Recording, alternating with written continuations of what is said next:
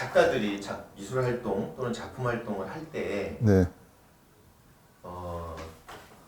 현실 참여, 뭐 사회 참여 내지는 네, 네, 뭐 정치적 네. 활동. 네, 네. 사실 제가 알기로는 지 작가님은 일상 삶에서는 그 부분에 굉장히 관심도 있고 적극적이신 걸로 아는데. 작품 활동에서는 전혀 네. 티가 안 나고. 네, 사실 지 작가님 입장을 묻자는 건 아니고 네. 작가들은 그런 현실 참여, 사회 참여의 어떤 의무성 같은 게 있을까요? 항상 고민하죠. 고민되죠. 고민돼요. 그것이 어떻게 그러니까 어떤 방법을 쓰냐에 따라 조금씩 달라지는데 적극적으로 사회 참여를 하는 스타일이 있고 은유적으로, 상징적으로 하는 사람들이 있고 애써 무시하고 좀 다르게 또 생각하는 사람들도 있고. 근데 많이들 저는 고민한다라고 생각을 해요. 직접적인 방향은 아니지만 작업을 하는 데 있어서 많은 영향을 미친다라고 생각을 해요. 직접적인 표현이 아니더라도. 이 말은 어떤 그 반론의 여지가 있는데 그런 작가들이 있단 말이죠. 나는 뭐 그런 거 별 관심 없다. 그렇지만 내가 의도하든 의도하지 않든 내 작업에 그런 게 담길 것이다.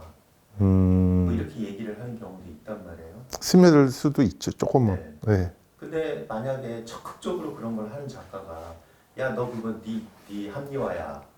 그렇죠. 그쪽에서 보면 또 그렇게 볼 수 있죠, 충분히. 예.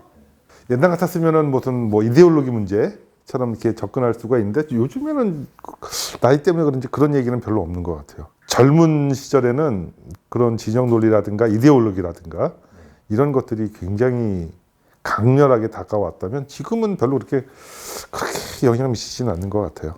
그런 사람을 별로 만날 일이 없으신 것 같아요. 그럴 수도 있죠. 근데 너무 뜬구름 잡기 식으로 유토피아적인 그림만 그리는 것도 그렇게 이뻐 보이진 않죠. 저 역시도. 근데 제 그림도 왜 그런 요소 생각을 해보죠. 지 작가님 작품도 솔직히 그런 공격을 받을 수 있지 않나요? 그렇죠. 받을 수 있죠. 충분히. 네. 받을 수 있어요. 네. 근데 저는 그 사회 현상보다 더 본질적인 요소에 좀 더 많이 관심을 갖고 있고 그 지도 교수가 얘기했던 원형상, 오리지널 어떤 폼, 본질적인 어떤 형태, 이데아 같은 형태, 형상성, 근원 형상을 얘기를 했을 때, 그게 저는 학창 시절 굉장히 오랫동안 끌고 다녔던 문제였었어요. 근원 형상. 그래서 한국말인데 이게 뭘 말하는 거지? 나 보고 그리는 것도 지금 정신 없는데, 본질적인 근원 형상 이게 뭘까? 막 이런 것 때문에 아마 너무 오랫동안 그걸 끌고 다녀서 제가 만난 그 씨앗, 폼이 형태를 좋아하게 됐는지 몰라요. 특히 지금처럼 볼거리도 많고 화려하고 복잡하고 막 이런 역설적으로 뭐 요즘 뭐 단색화 얘기하는데 저는 그냥 수묵화로 이렇게 심플하게 군더더기 없이 자기 위안일 수도 있는데 그런 선택이 저한테는 편하고 좋았어요. 물론 이제 그 안에 그러니까 상징적으로 담고 있다라고 하는데 그런 고민하죠.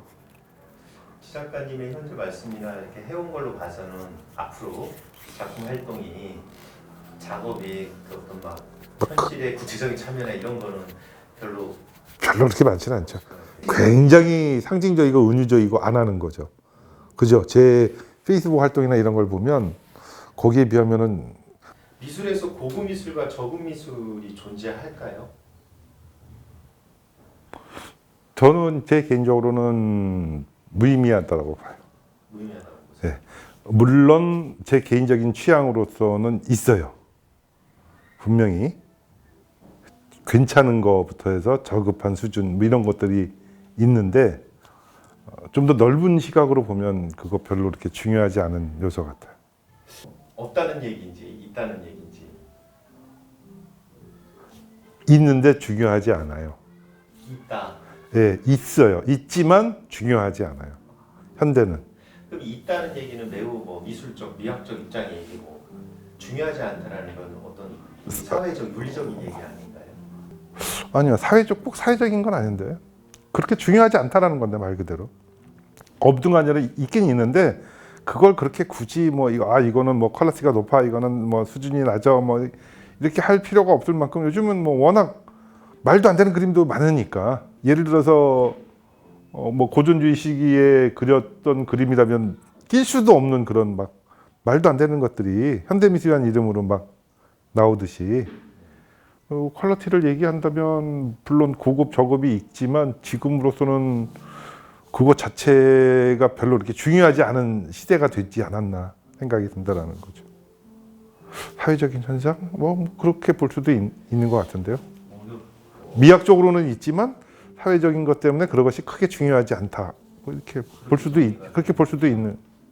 만약에 고급 미술, 고급 저급이라는 이런 구분이 정말 없다, 말도 안 된다라고 전제한다면 우리가 접하는 많은 작품, 전시 활동, 국가 활동, 또 텔레비나 이런 미디어를 통해서 보여지는 모든 것, 이런 것들을 모두 다 공평하게 봐야 되잖아요. 그냥 공평하게 본다라는 게 동등하게 볼 필요는 없는 거죠. 내가 좋아하는 거 선택하는 거죠.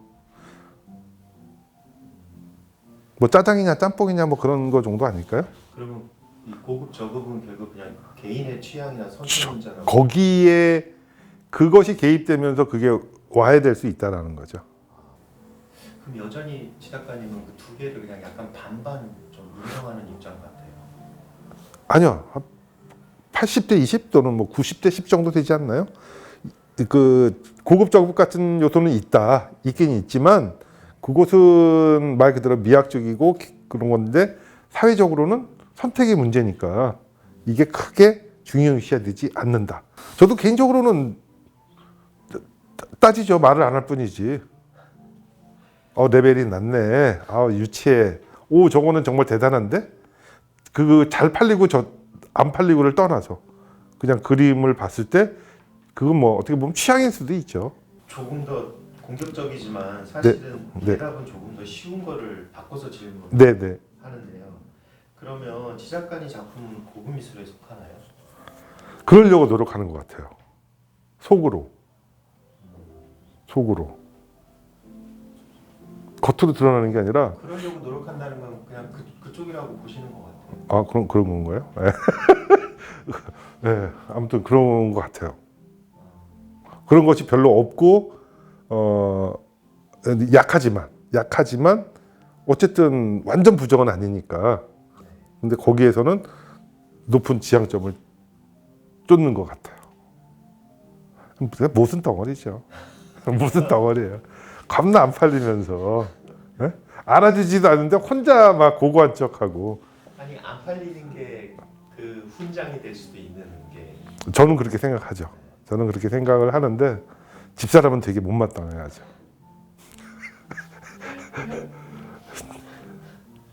저는 무슨 깬 줄 알아. 막 쥐어 짜면 뭐가 나오는 줄 알아. 우리 집사람은.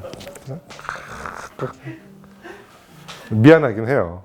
집사람한테는 많이 미안하죠.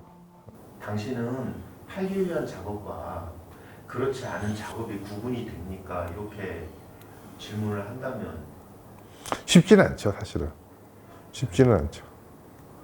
그리고 잘 팔리는 작가들은 끊임없이 소통한다고 생각을 하죠.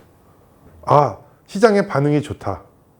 가격이, 그러니까 꾸준히 판매가 되고 가격이 계속해서 높아지고, 이거는 뭔가 소통이 원활하게 돼가지고 같이 호응해 주는구나 라고 생각할 수도 있는데, 그것을 주의하는 사람들은 그거 가지고 작업을 이끌어 나가니까, 그러니까 그 시장의 반응을 소통이라고 생각하느냐 타협이라고 생각하느냐 같은 현상인데, 약간 좀 네거티브하게 바라보면 타협이 되는 거고, 포지티브하게 보면 소통을 원활하게 하고 있구나 관객들하고 이렇게 볼 수 있는 거죠. 근데 그 소통의 척도가 그럼 판매가 되는 건가요? 그렇죠.